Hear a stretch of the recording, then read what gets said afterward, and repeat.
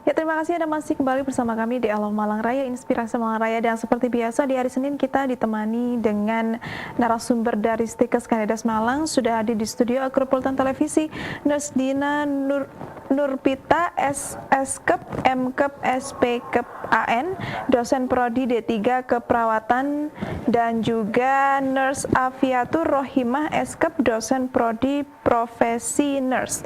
Kita sapa dulu untuk Ibu Dina dan Ibu Afiatur dari Stikes Kanidas Malang. Selamat pagi Bu Dina, yang mana ini? Ibu Dina dan ini Bu Afi. Ibu Afi ya. Kita kali ini akan membahas tentang manajemen nutrisi pada anak dengan obesitas. Nah, mungkin bisa dijelaskan dulu tentang anak obesitas dulu nih Bu, seperti apa sih? Baik, Bu Dina ya.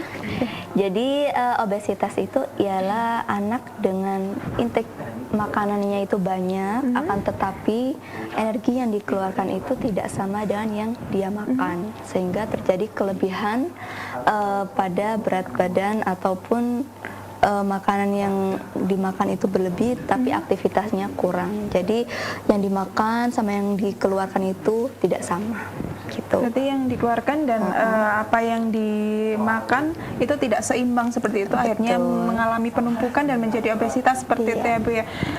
Untuk nutrisi yang baik dan juga mungkin nih anak baru bisa dibilang obesitas tuh pada waktu seperti apa nih Bu? Mungkin dari berat badannya sudah melampaui usianya atau seperti apa?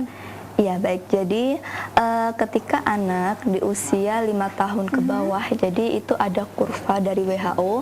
Di situ ada usia, kemudian ada berat badan dan tinggi badan ideal. Jadi kita cek misalnya dia usia 3 tahun tapi kok berat badannya lebih dari 3 menurut WHO, maka itu bisa dikatakan obesitas. Jadi untuk 1-5 tahun itu ikut kurva WHO seperti itu. Oke. Untuk berat badan yang masih ideal nih untuk berapa sih Bu biasanya? Untuk berat badan ideal ini sendiri? Baik, untuk berat badan ideal, jadi 1-5 tahun itu kan mengikuti kurva, kemudian kita cek nanti yang namanya menghitung IMT, betul Ibu Dina ya. Jadi kita hitung indeks massa tubuhnya, berat badannya dibagi tinggi badannya, kemudian kita hitung sama dengan berapa. Seperti itu. Jadi kalau dia lebih dari 18 maka dikatakan obesitas. Jadi 18-22 itu masih normal, kemudian lebih dari 22 maka bisa dikatakan obesitas atau kegemukan. Oke.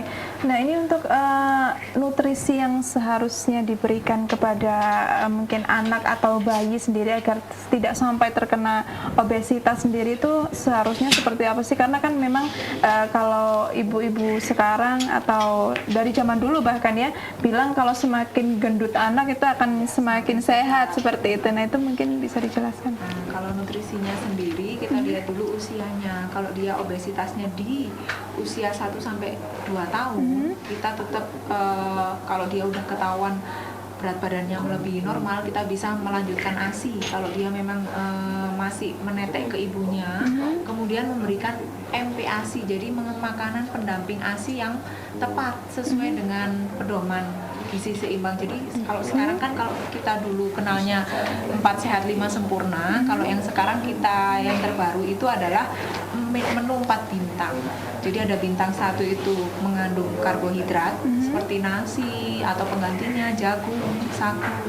Kemudian ada protein nanti dibagi menjadi 2, ada protein hewani dan juga protein nabati, dan yang keempatnya itu lemaknya lemak tambahan, jadi bisa didapat dari virgin coconut oil atau minyak zaitun yang zaman sekarang mungkin sering dipakai ibu-ibu. Jadi udah nggak lagi harus ditambah susu sebagai 4 sehat 5 sempurnanya. Jadi 4 bintang itu supaya untuk mencegah dia terjadinya obesitas. Itu untuk pencegahan.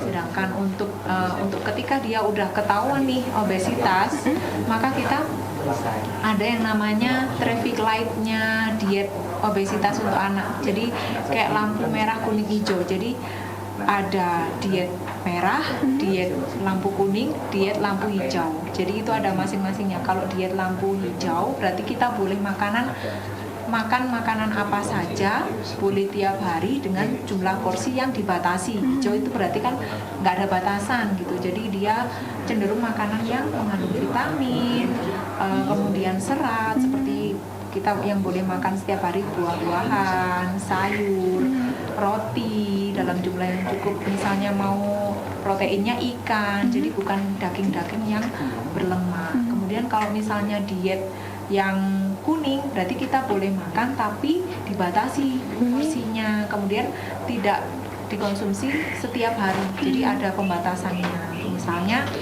kayak biskuit kan banyak kalorinya, jadi harus dibatasi.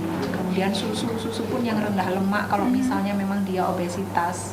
Kemudian yang diet terakhir, diet merah, itu yang hanya boleh dikonsumsi 1 kali dalam seminggu. Contohnya daging-daging, gorengan, kemudian susu-susu yang tinggi lemak, kemudian camilan-camilan yang manis kayak gitu, itu memang harus dikurangin kalau memang dia harus sudah masuk ke tahapan harus didiet gitu, karena dia memang sudah mengalami obesitas.